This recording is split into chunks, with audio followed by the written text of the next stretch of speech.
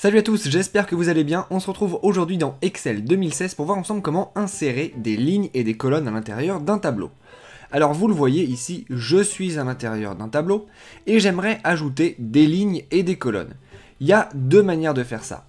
La première manière qui est très simple, c'est si vous voulez rajouter une nouvelle colonne sur la droite ou une nouvelle ligne en bas.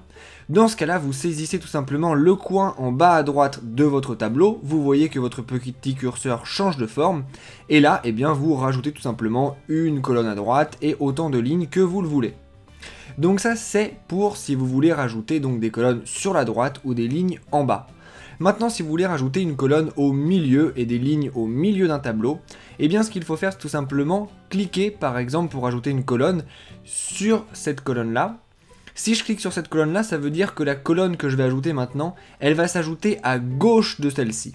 Donc je clique sur la case à droite d'où j'ai envie que ma colonne s'ajoute. Après ça, je vais dans Accueil tout simplement. Après ça, je me rends dans Accueil, juste ici. Puis je vais tout simplement dans Insérer. J'ouvre le petit volet déroulant et là vous voyez qu'il y a marqué Insérer des colonnes de tableau à gauche. Je clique dessus et vous voyez que j'ai bien une nouvelle colonne qui est insérée à gauche de la case que j'avais sélectionnée.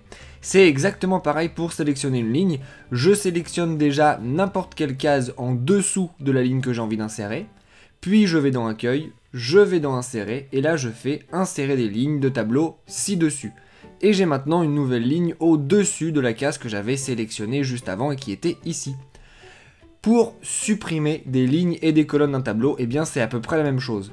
Je sélectionne une case dans la ligne ou dans la colonne que j'ai envie de supprimer, je me rends dans Accueil, cette fois-ci je me rends dans Supprimer, et là je fais par exemple Supprimer la ligne.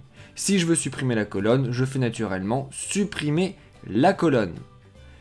Là je vais également supprimer rapidement la colonne, et je peux même en faire plusieurs d'un coup. Si je sélectionne 3 lignes ici, je peux faire supprimer les lignes de la feuille. Et je vais avoir supprimé les 3 lignes d'un seul coup.